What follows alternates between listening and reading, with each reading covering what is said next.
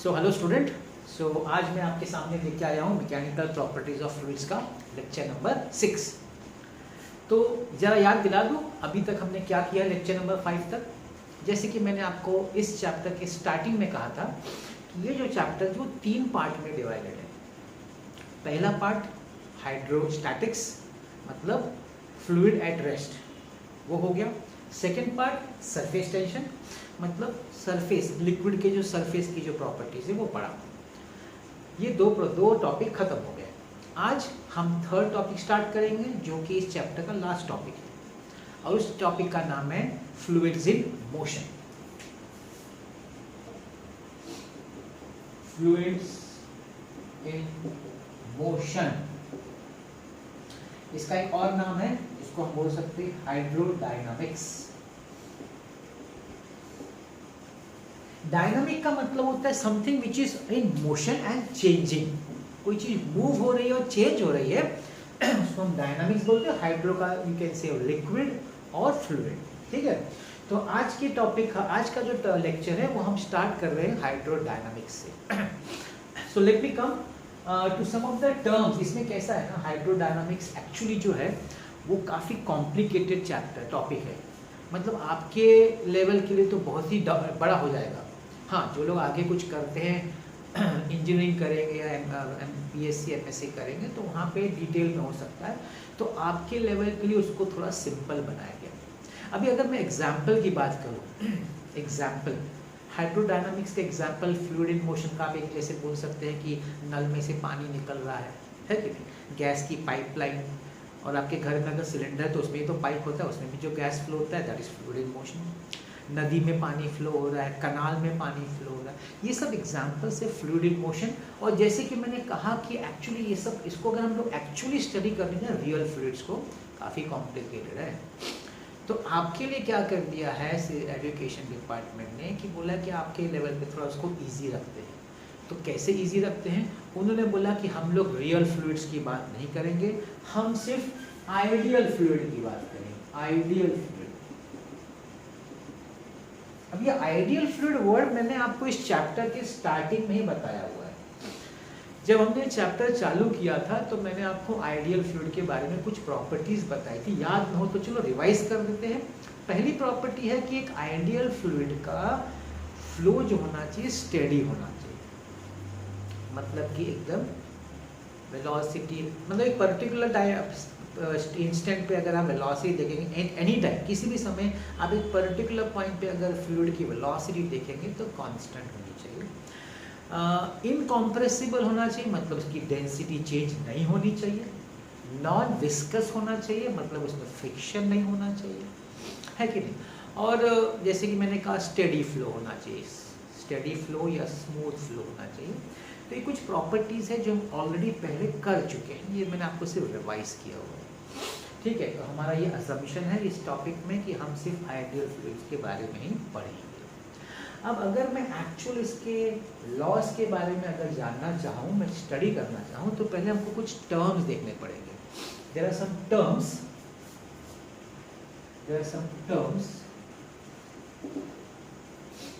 जो इससे टॉपिक से रिलेटेड है, तो वो हम जरा देख लेते हैं। पहला टर्म तो यही है स्टेडी फ्लो।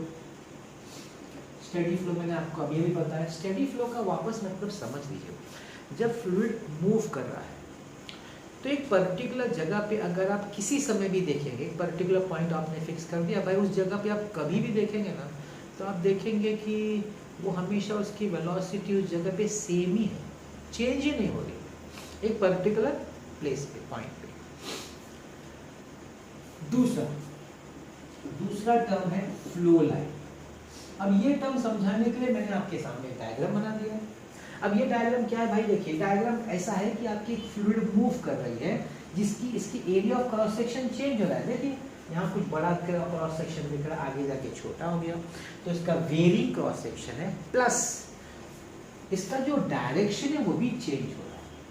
तो एक ऐसा डायग्राम मैंने आपको बनाया हुआ है और आपकी फ्लूइड यहाँ पे फ्लो हो रही है। तो फ्लो लाइन का मतलब क्या होता है ना, फ्लो लाइन मतलब देखिए हर पार्टिकल का अपना एक पाथ होगा, हर पार्टिकल जो फ्लूइड का होगा वो एक पर्टिकुलर पाथ फॉलो कर रहा होगा। तो एक पर्टिकुलर पार्टिकल का जो पाथ होगा in the direction of motion of fluid, उस पाथ को हम बोलते हैं फ्लो लाइन। तो फ्लो लाइन एक पर्टिकुलर पार्टिकल से रिलेटेड होगा, वो पूरे फ्लूइड के लिए नहीं है, वो एक पर्टिकुलर पार्टिकल है जिस डायरेक्शन में वो मूव कर रहा है।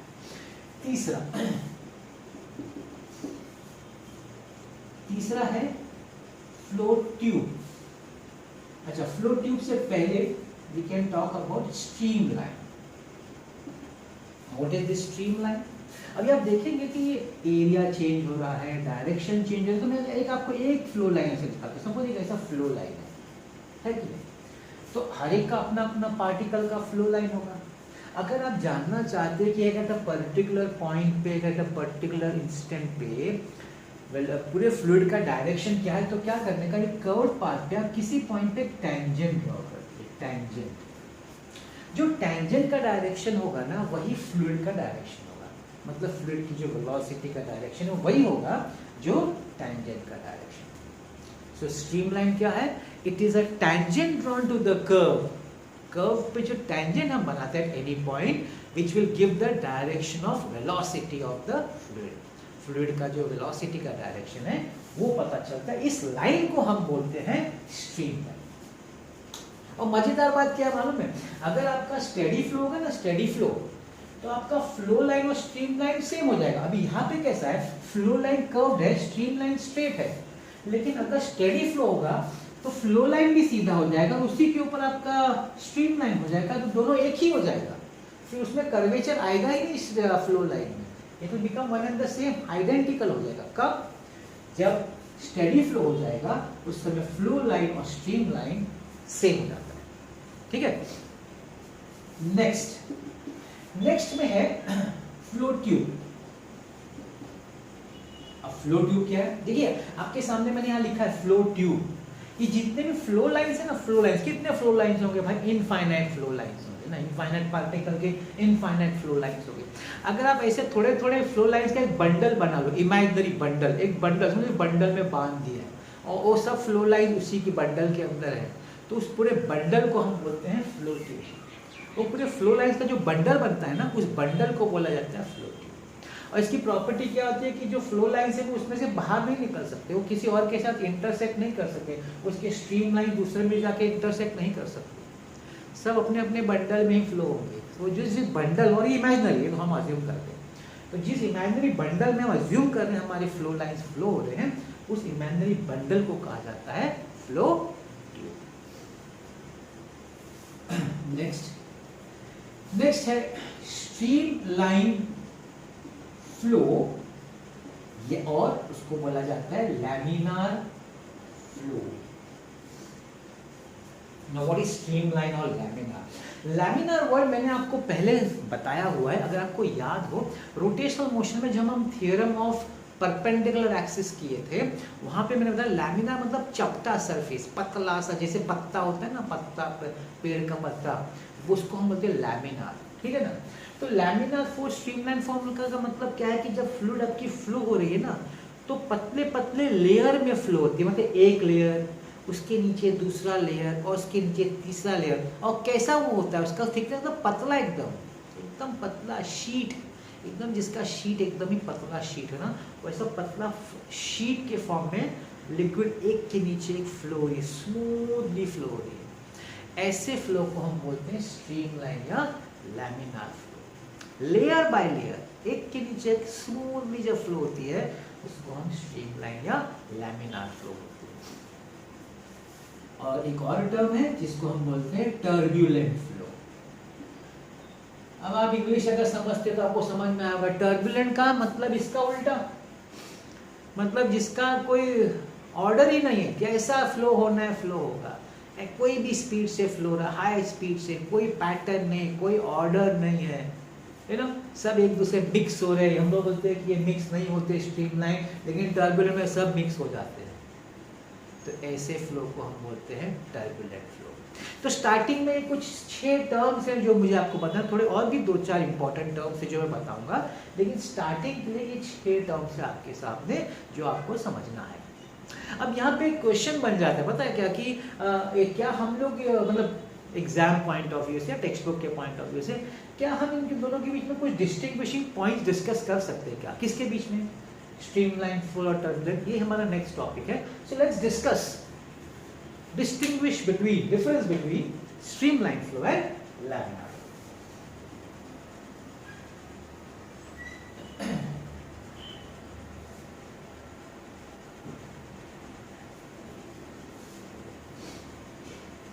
तो यहाँ पे मैं आपके साथ अब डिस्कस कर रहा हूं स्ट्रीमलाइन फ्लो, स्ट्रीमलाइन और लैमिनार फ्लो अब अगेंस्ट टर्बुलेंट फ्लो.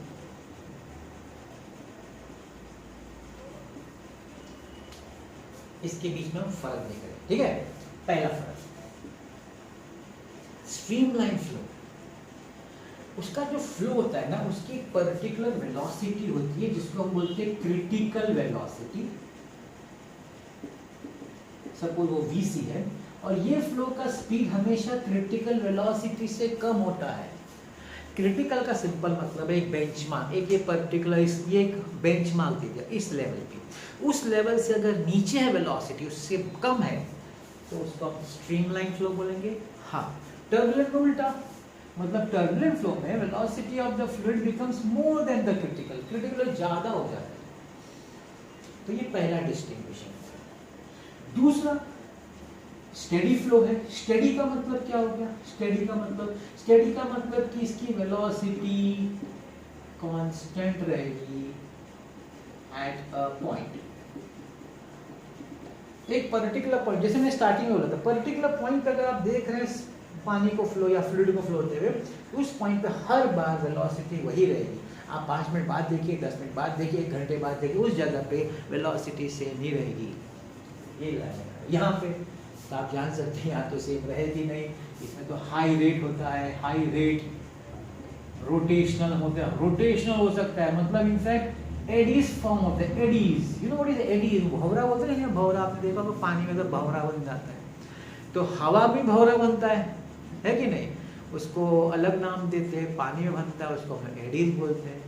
तो इस तरह का पार्टिकल्स का मोशन हो जाता है टर्बुलेंट फ्लो में. ये दूसरा डिस्टिंग्विशिंग पॉइंट है.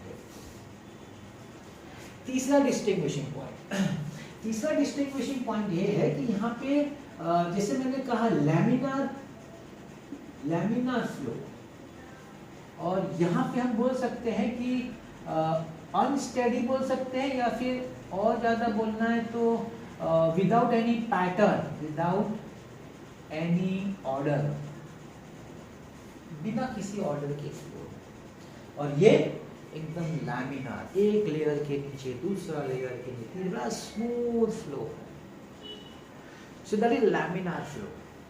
और ये unsteady, no order, without any order, जैसा भी फ्लो होना रैंडम. चौथा, इसके मैंने बोल चुका, इसका जो स्ट्रीमलाइंस है, स्ट्रीमलाइन जो मैंने डिस्कस किया था थोड़ी देर पहले, वो कभी भी इंटरसेक्ट नहीं होता. Streamlines never intersect. और मैं यहाँ तो होगा ही होगा ना, इंटरसेक्ट होगा, क्योंकि ये तो कहीं भी घुस जाते हैं, कहीं भी किसी में भी घुस जाते हैं. अगर मुझे इसको डायग्रामेटिकली, मैं आपको बता दो कैसे, इसको अगर स्ट्रीमलाइन फ्लो को डायग्रामेटिकली बताना है तो ऐसे दिखा सकते हैं आप स्ट्रीमलाइन. और इसको अगर आपको टर्बुलेंट फ्लो को दिखाना है तो देखो ऐसा,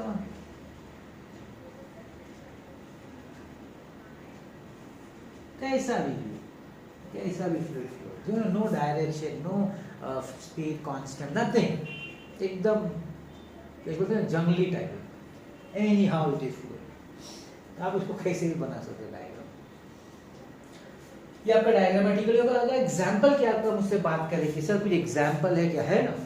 स्ट्रीमलाइन फ्लो का एग्जांपल अगर मैं आपको दूं, आप अगरबत्ती जलाइए और देखिए उसका धुआं कैसे निकलता है, बड़ा एकदम स्मूथली निकल रहा है. देखिए कभी flow, that is laminar flow. वो लैमिनार फ्लो.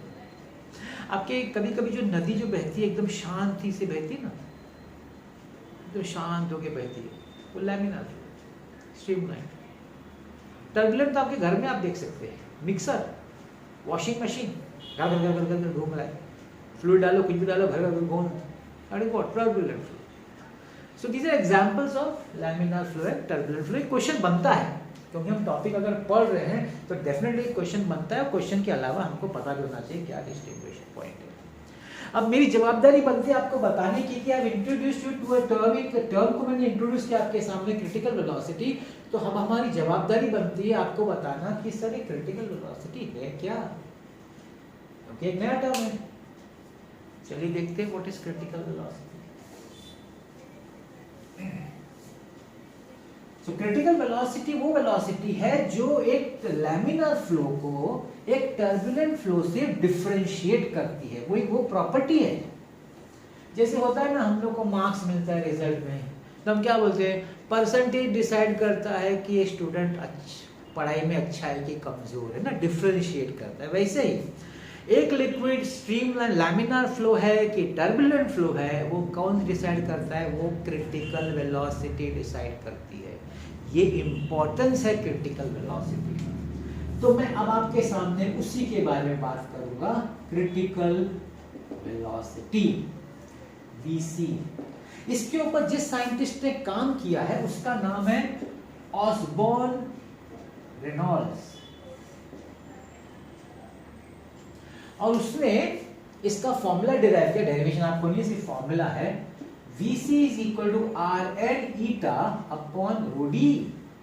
अब लेंगे सर ये सब क्या है, तो पहले Vc तो आप जानते हैं, जिसको मैंने ऑलरेडी इंट्रोड्यूस किया हुआ है, क्रिटिकल वेलोसिटी। Rn क्या है, Rn is called as Reynolds number, scientist के नाम पे है, रेनॉल्ड्स नंबर। ईटा जो है, eta coefficient of viscosity, rho is density of fluid, and d is diameter of tube। तो Vc critical velocity, Rn Reynolds number है। Coefficient of viscosity थोड़ी देर में मैं आपको बताऊंगा ये है क्या, थोड़ी देर में एक्सप्लेन होने वाला है इसके बारे में। डेंसिटी, जो फ्लूइड फ्लो है उसकी डेंसिटी होगी, डेंसिटी। जैसे मैंने आपको स्टार्टिंग बहुत जब लेक्चर चालू हुआ तब मैंने बताया था कि फ्लूइड्स में डेंसिटी इंपॉर्टेंट है, न कि मास, और फोर्स इंपॉर्टेंट नहीं है, उसके सामने प्रेशर है कि नहीं। तो जब हम फ्लूइड्स की बात करते हैं तो उसमें डेंसिटी और प्रेशर बहुत इंपॉर्टेंट है, और जब हम सॉलिड्स की बात करते हैं ना तो वहां पे मास और फोर्स इंपॉर्टेंट हो जाता है। तो ऐसा है। तो density and the last is diameter of tube, जिस ट्यूब में जिस जगह पाइप में फ्लो हो रहा होगा उसका डायमीटर। ये फॉर्मूला है। इससे एक्सक्यूज मी, इससे हम रेनॉल्ड्स नंबर निकाल लेते हैं। Reynolds number is equal to cross multiply Vc rho d upon eta. This is your Reynolds number. अभी इसका क्या सिग्निफिकेंस है, हाँ इसका सिग्निफिकेंस समझ लीजिए। अगर आपका रेनॉल्ड्स नंबर 1000 से कम है, इसका मतलब है कि ये स्ट्रीम लाइन या फिर लैमिनार फ्लो है। और अगर आपका रेनॉल्ड्स नंबर 2000 से ज्यादा है, then this is turbulent flow. अब आप पूछेंगे क्वेश्चन, सर 1000 और 2000 के बीच में होगा तो, है ना, तो 1000 और 2000 के बीच में होगा, तो इसका ये मतलब है कि आपका फ्लूइड स्ट्रीमलाइन से कन्वर्ट हो रहा है टर्बुलेंट फ्लो में। धीरे धीरे ट्रांजिशन चल रहा है उसका, ट्रांजिशन। रेनॉल्ड्स नंबर एक नंबर है, कांस्टेंट है, कोई यूनिट्स नहीं, कोई डायमेंशन नहीं, it is just a pure number. तो ये आपका एक छोटा सा कंसेप्ट बन जाता है क्रिटिकल वेलोसिटी। कोई आपसे पूछे कि explain critical velocity, short note, critical velocity is that velocity जो डिफरेंशिएट करता है कि फ्लूइड जो फ्लो हो रहा है वो स्ट्रीमलाइन फ्लो है कि टर्बुलेंट फ्लो है। ये इंपॉर्टेंस है critical velocity. I hope that is clear. अब मैं जाता हूं इसका next topic and one of the most important term fluids और मोशन का, सबसे इंपॉर्टेंट मैं समझता हूं जो मैं डिस्कस करने वाला हूं, एग्जाम्पल के साथ स्टार्ट करता हूँ इसको। आप क्या करिए, आप एक छोटे से वेसल, छोटा सा ग्लास वेसल, ऐसा बीकर टाइप, एक में पानी लीजिए और एक में शहद लीजिए, है ना, और एक टेबल पे दोनों को रख के पोर कर दीजिए और देखिए कैसे फ्लो होते हैं। क्या देखेंगे आप देखेंगे कि पानी है ना थोड़ा फास्ट फ्लो हो रहा है और शहद एकदम आराम से शांति से, जिसके वजह से कि उसको कोई चिंता ही नहीं, धीरे धीरे फ्लो हो रहा है। ऐसे अलग अलग लिक्विड को आप ट्राई करेंगे ना, फ्लूइड्स को, तो आप देखेंगे कि किसी का कोई जल्द फास्ट फ्लो हो रहा है, कोई स्लो फ्लो हो रहा है। तो ऐसा क्या है, क्या किस कारण से कोई फास्ट और स्लो होता है? ये जो कारण है ना, मतलब ये जो प्रॉपर्टी है कि हर एक की अलग अलग है, जिसकी वजह से कोई फास्ट फ्लो हो रहा है, कोई स्लो हो रहा है, उस प्रॉपर्टी को हम लोग बोलते हैं विस्कोसिटी। इसका दूसरा नाम भी है फ्लूइड फ्रिक्शन।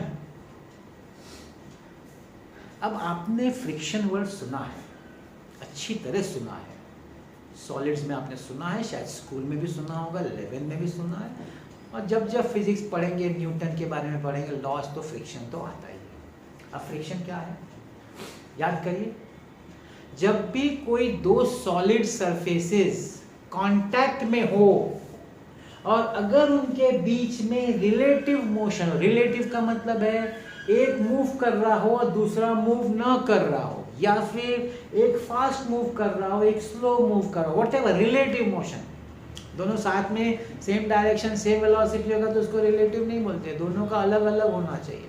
तो जब भी कोई रिलेटिव मोशन होता है, दो सॉलिड सरफेसेस जो कांटेक्ट में हैं, तो एक फोर्स अचानक पैदा क्रिएट हो जाता है वहाँ पे, उस जगह पे, और वो क्या कोशिश करता है, वो कोशिश करता है कि वो मोशन ना हो, उसको अपोज करता है। तो फ्रिक्शन का काम है मोशन को, रिलेटिव मोशन को अपोज करना सॉलिड्स में। तो वही काम फ्लूइड्स में भी है, लेकिन उसको हम लोग नया नाम देते हैं। क्या नाम दिया हमने उसको? Viscosity. Viscosity is a property of fluids by virtue of which, जिसकी वजह से वो जो दो फ्लूइड, मैंने क्या बोला, हम लोग जो फ्लूइड्स को पढ़ते हैं, हम लोग लेयर बाय लेयर पढ़ते हैं, लेयर बाय लेयर। मैं आपको डायग्रामेटिकली बताता हूँ। ये आपका बॉटम लेयर है, वेसल है, जो भी है बॉटम है, ये आपका एक्स है सपोज, फिर सपोज ये एक लेयर है,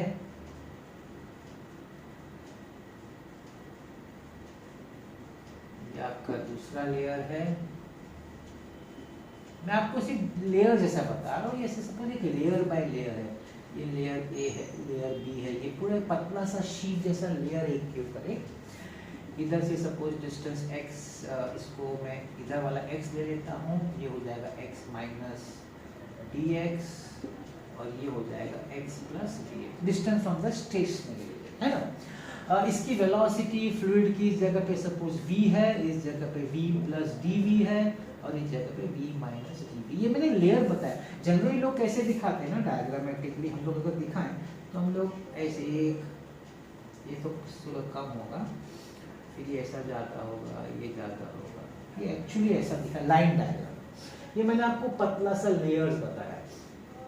तो मैं क्या बोल रहा था, मैं बोल रहा था कि ये जो दो लेयर के बीच में एक रिलेटिव मोशन था, मतलब क्या, एक फास्ट फ्लो हो रहा है, एक स्लो फ्लो हो रहा है, ऊपर वाला फास्ट है, नीचे वाला स्लो है, तो क्या होगा, नीचे वाला ऊपर वाले को पीछे खींचेगा। ड्रैगिंग फोर्स होते हैं, ड्रैगिंग, वो कोशिश करेगा कि वो मेरे से आगे ना जाए, है ना, हम लोग भी कोशिश करते हैं, कोई हमसे अच्छे आगे जा रहा है तो उसको पीछे खींचने, दैट इज ड्रैगिंग फोर्स। यही फ्रिक्शन, यही विस्कोसिटी है।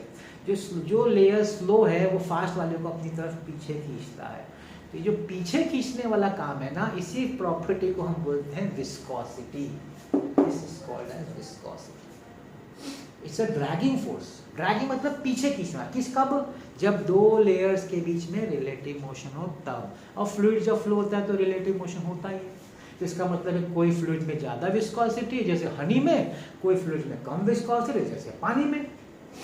अब आप पूछेंगे क्या ऐसा कोई फ्लूइड है जिसमें विस्कोसिटी है ही नहीं? है ना, एक है liquid helium. at temperature 2 Kelvin. Liquid helium at temperature 2 Kelvin has zero viscosity. Imagine करिए क्या फ्लो होगा उसका, एकदम स्मूथ रखेंगे, एकदम चिकना जैसा स्मूथली फ्लो चला जाएगा. That is liquid helium at 2 Kelvin, no viscosity. इसको थोड़ा डायग्रामेटिकली मैं आपको 2-3 डायग्राम दिखाता हूँ, जरा देखिएगा, बता देखिए सोच के बताइएगा कौन सा विस्कॉस, किसमें विस्कॉसिटी किसमें विस्कॉसिटी नहीं है. अब देखिए एक डायग्राम में ऐसा दिखा रहा हूँ लेयर बाय लेयर का, एक ये डायग्राम, दूसरा डायग्राम और एक तीसरा डायग्राम.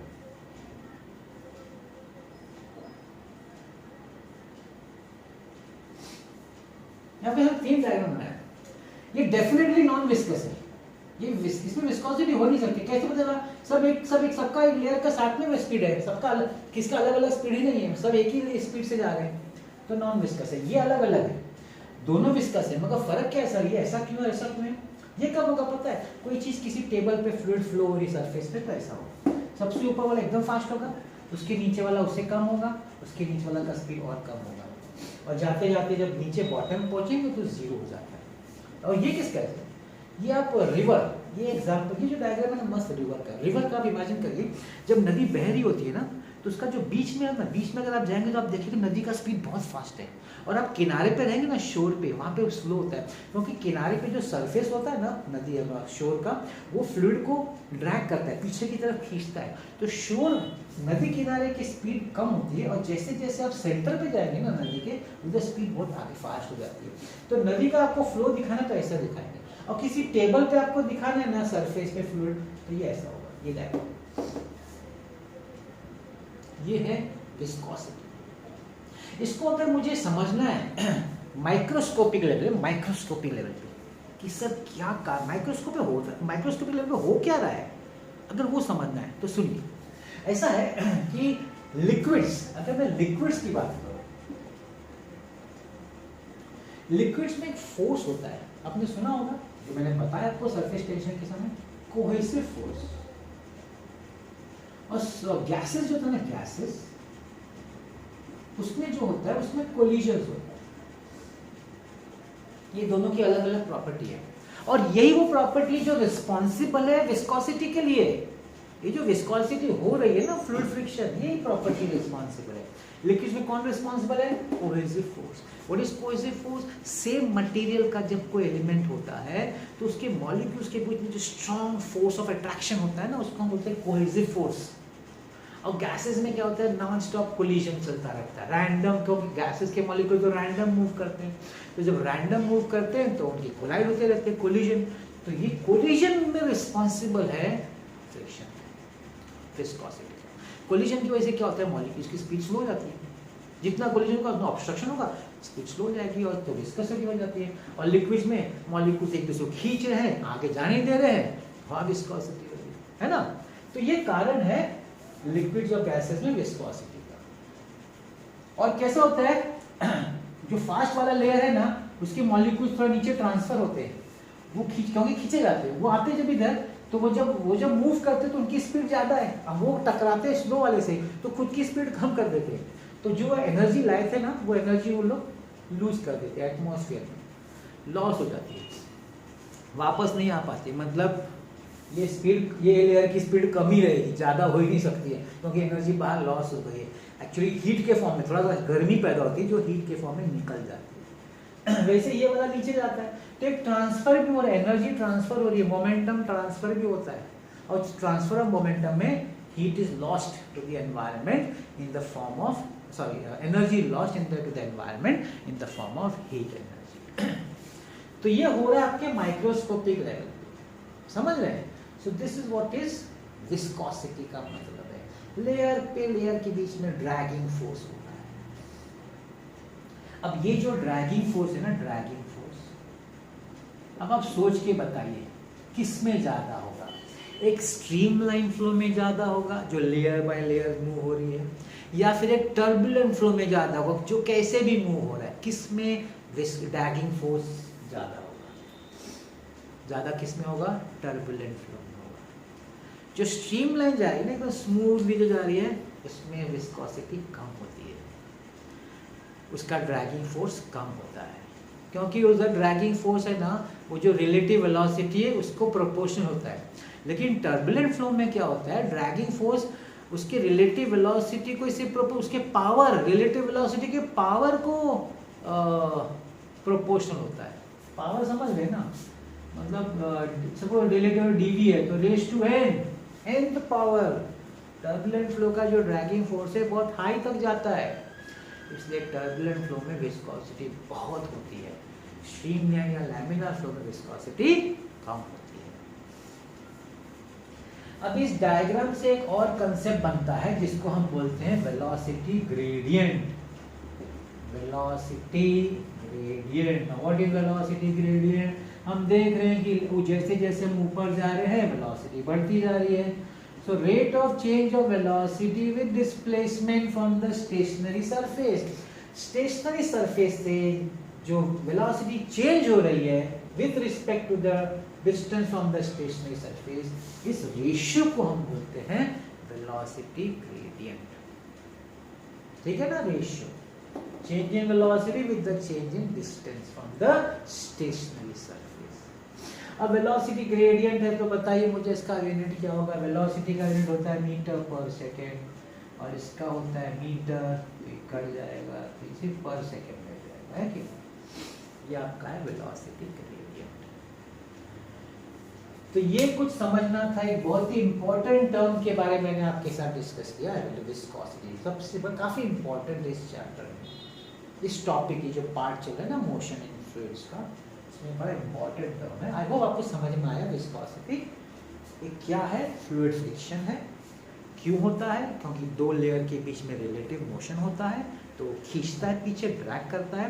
उसके मॉलिक्यूल में क्या ऐसा कारण है, अंदर अगर घुस के जाए और देखें तो माइक्रोस्कोप से, भाई लिक्विड्स में कोहेसिव जो फोर्स होता है ना बॉन्डिंग, उसकी वजह से होता है, और गैसेस में वो जो कोलाइड करते थे नॉन स्टॉप मॉलिक्यूल, उसकी वजह से होता है। ये है इन शॉर्ट विस्कोसिटी। अब एक और टर्म मैं बता रहा हूं आपको, जो मैंने आपको जब क्रिटिकल वेलोसिटी बताया था वहां पे एक टर्म लिखा था मैंने, ईटा, ईटा है ना, और मैंने उसको बोला था ईटा होता है कोएफिशिएंट ऑफ विस्कोसिटी। तो अब मैं आपको वो टर्म बताने वाला हूं, coefficient of viscosity. Coefficient of viscosity ईटा।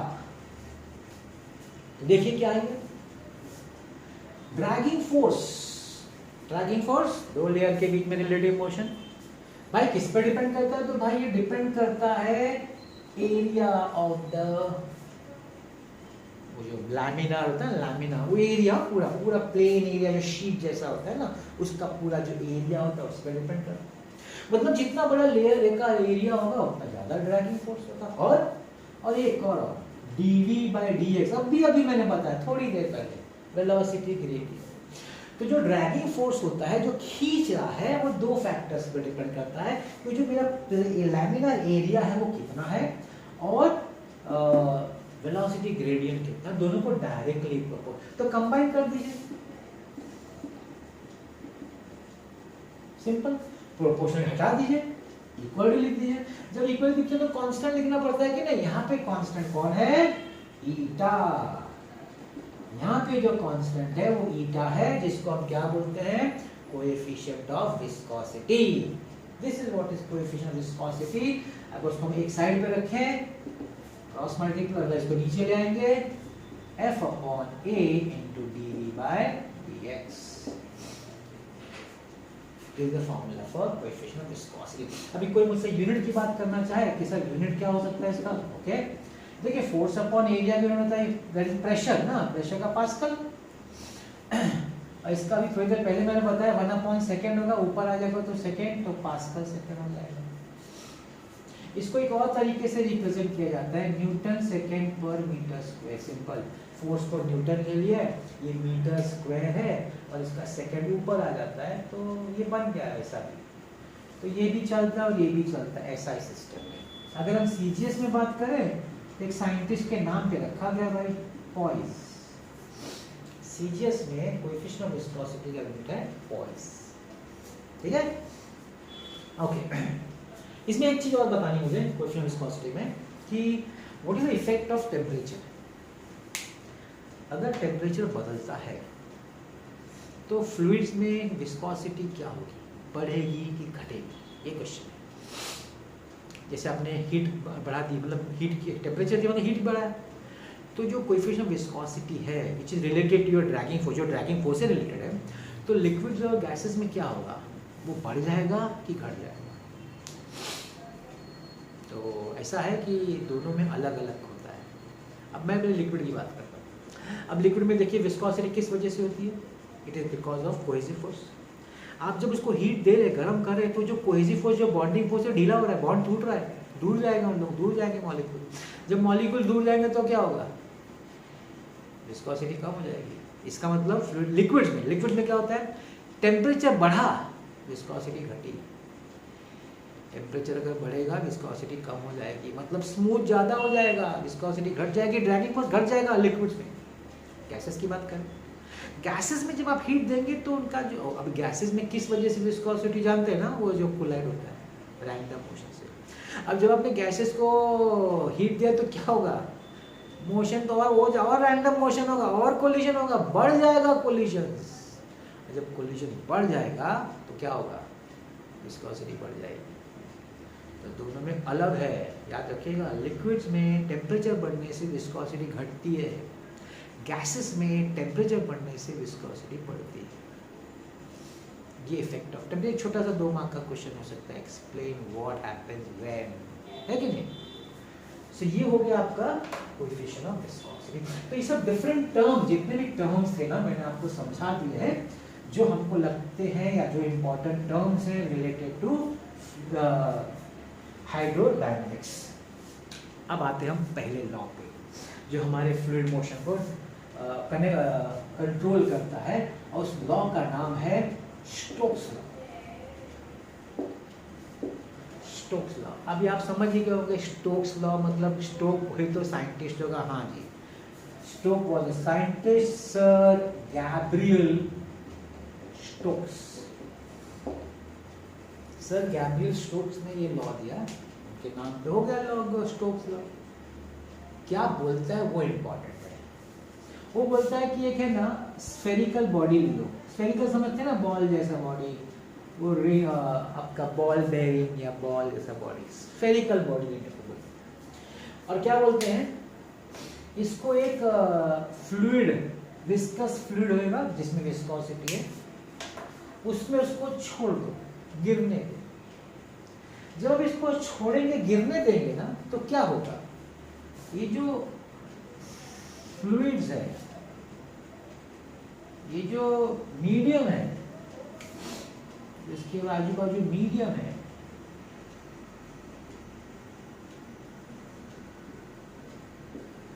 वो उसको ऊपर की तरफ खींचने की कोशिश करेगा, यस और नो?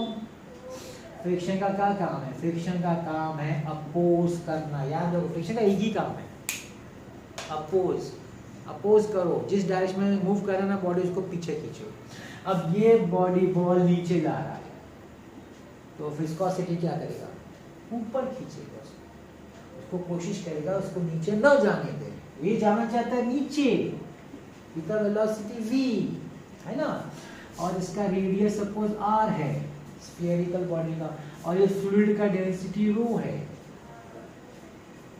अब ये नीचे जाना चाहता है और पूरा मीडियम कोशिश कर रहा है उसको ऊपर खींचने की। तो सर गैब्रियल क्या बोलते हैं? सर गैब्रियल बोलते हैं ये जो ऊपर पुश पुल करने की कोशिश कर रहा है, वो जो आपका जो ड्रैगिंग फोर्स है ना, ड्रैगिंग फोर्स या viscous force, it is proportional to the coefficient of viscosity of the medium. It is also proportional to the radius of the spherical body and it's also proportional to velocity. किस velocity से spherical body move कर रही है, इन तीनों पे वो directly proportional, मतलब speed बढ़ेगा, frictional force बढ़ेगा, dragging force बढ़ेगा। बड़ा radius का body लोगे, dragging force बढ़ेगा। अगर इसका medium का coefficient इसका ज़्यादा है, dragging force बढ़ेगा। Combine कर दो,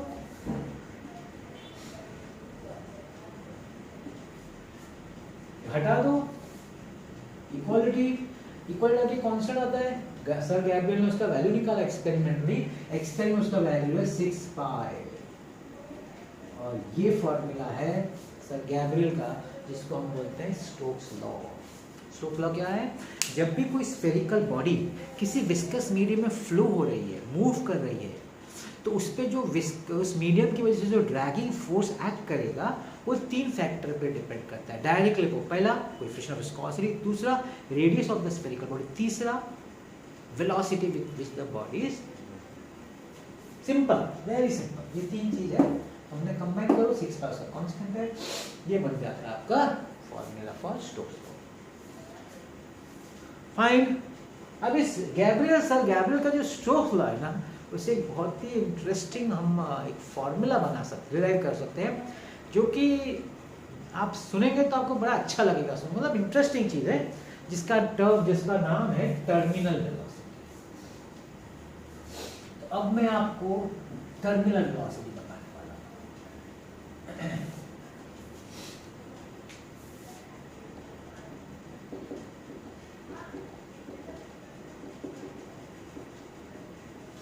अब समझिएगा, बड़ा इंटरेस्टिंग है फिनोमेना ये टर्मिनल वेलोसिटी।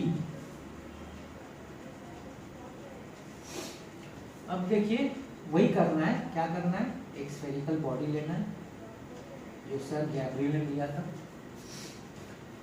और यहाँ पे आपका फ्लूइड है,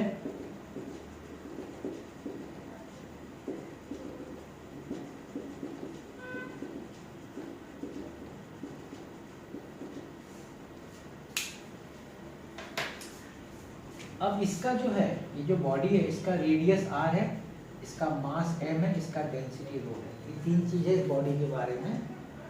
जहां तक हम इस फ्लूइड की बात करते हैं तो इस फ्लूइड की विस्कोसिटी ईटा है, इसका डेंसिटी सिग्मा है। अभी वहां रो हो गया तो यहाँ रो तो लिख नहीं सकते, सिग्मा लिख देते हैं। नहीं तो एक और तरीका, आप इसको सिग्मा एस लिखो सॉलिड, सिग्मा एल लिखो लिक्विड, वो भी अच्छा है, लेकिन चलो टेक्स्ट बुक में सिग्मा और रो और सिग्मा लिया तो वही ले लेते है ना, समझिएगा, बड़ा इंटरेस्टिंग है। अब क्या करिए, इसको छोड़ दीजिए। अब छोड़ेंगे तो क्या होगा, ध्यान से समझिए क्या होगा। इसको नीचे कौन खींच रहा है, इस बॉडी को, इस बॉडी को ग्रेविटी खींच रही है, फोर्स ऑफ ग्रेविटी नीचे खींच रही है। तो क्या होगा, इसकी स्पीड एक्सेलरेशन आएगी ना, ग्रेविटेशन मतलब gravity acceleration due to gravity act हो रही है, तो इसमें एक्सेलरेशन होगा, मतलब एक्सेलरेशन होगा मतलब क्या, कि इसकी स्पीड बढ़ रही होगी, जो भी आपने छोड़ा इसकी स्पीड बढ़ने लगेगी, बढ़ेगी बढ़ेगी बढ़ेगी। क्या लगता है आपको, बढ़ते बढ़ते नीचे टकराएगी? नहीं। अच्छा, ये थोड़ा लंबा होना चाहिए, बड़ा, इसलिए मैंने बड़ा होना है। बढ़ते बढ़ते कैसे टकराएगी? नहीं, ये नहीं होगा। क्या होगा मालूम है, बढ़ते बढ़ते बढ़ते बढ़ते एक ऐसी वेलोसिटी पे पहुंचेगी ये बॉडी, एक ऐसी वेलोसिटी पहुंचेगी कि उसके बाद उसका स्पीड बढ़ना बंद हो जाएगा। यहां से बढ़ रहा है स्पीड, यहां से एक्सेलरेशन है, एक्सेलरेशन ड्यू टू ग्रेविटी है, स्पीड इंक्रीज हो रहा है, लेकिन थोड़े टाइम के बाद देखेंगे हम लोग स्पीड बढ़ना बंद हो गया, स्पीड कांस्टेंट हो गया, कांस्टेंट। ग्रेविटी एक्ट कर रही है फिर भी कांस्टेंट होगा, इस कांस्टेंट स्पीड से नीचे जाएगा।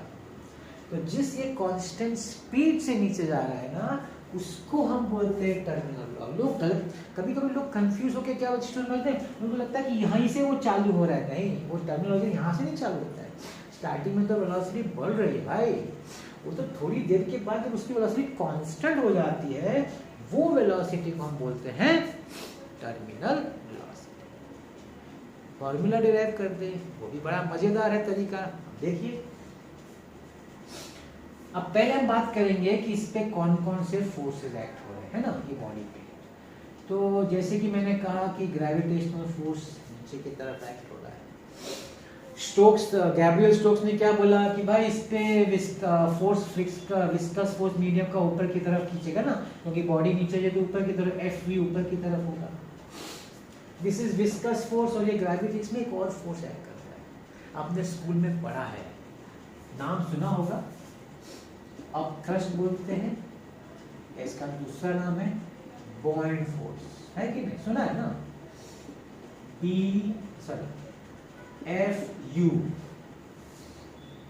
जब भी आपने आर्किमिडीज प्रिंसिपल जहाँ भी पढ़ा होगा ना, जिस भी स्टैंडर्ड में, वहाँ पे ये अपथ्रस्ट या बॉयंट फोर्स आता ही आता है उस जगह पे, है कि नहीं।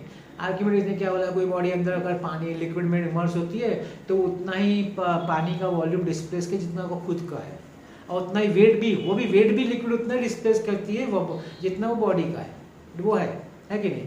तो अपथ्रस्ट क्या है, अपथ्रस्ट मतलब उतना ही वेट उसको ऊपर पुश कर रहा है, वो प्रेशर डिफरेंस है, ये अलग एक कंसेप्ट है, मैं अभी उस पर ज़्यादा डिटेल में नहीं आ जाता।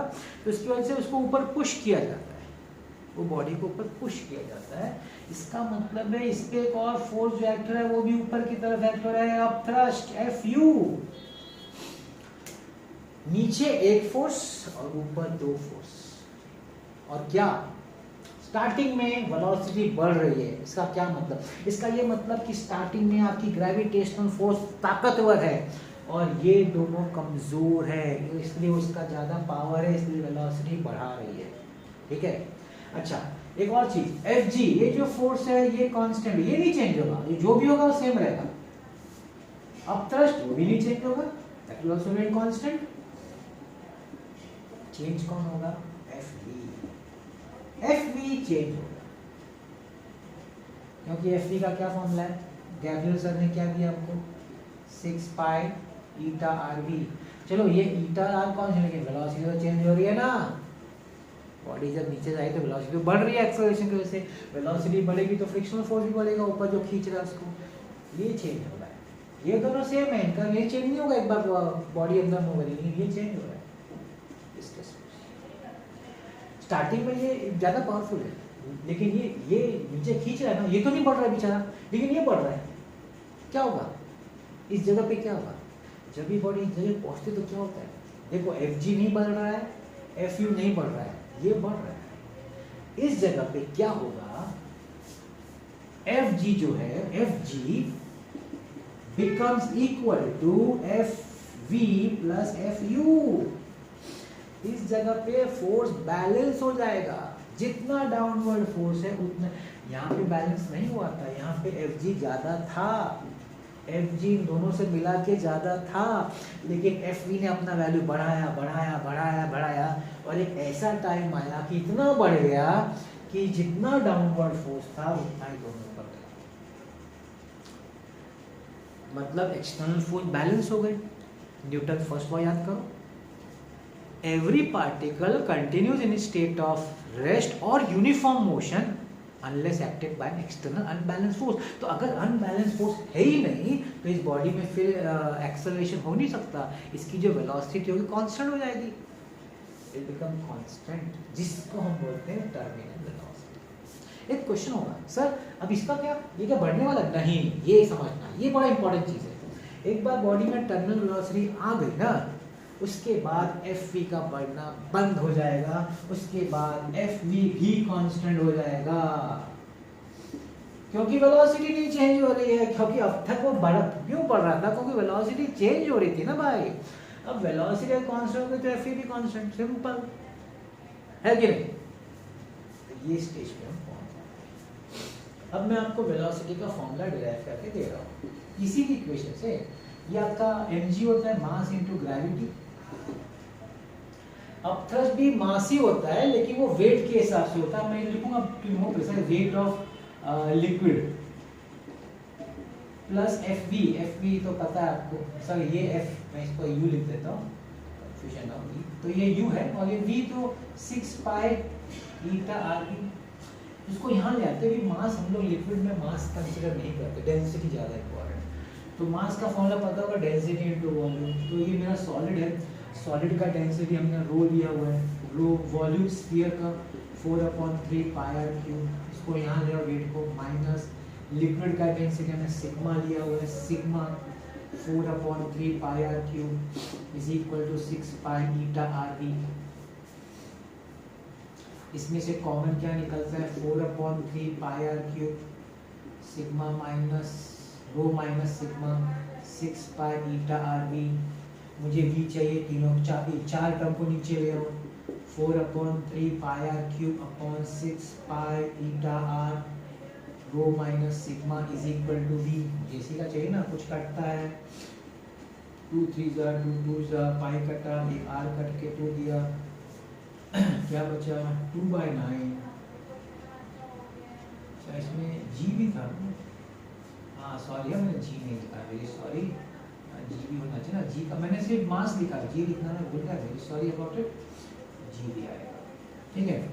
तो 2/9 r square g rho minus sigma upon eta is equal to v, that's your formula।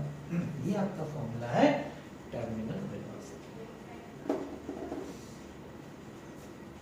Simple है, आंसर समझने का और सब कुछ इजी हो जाता है।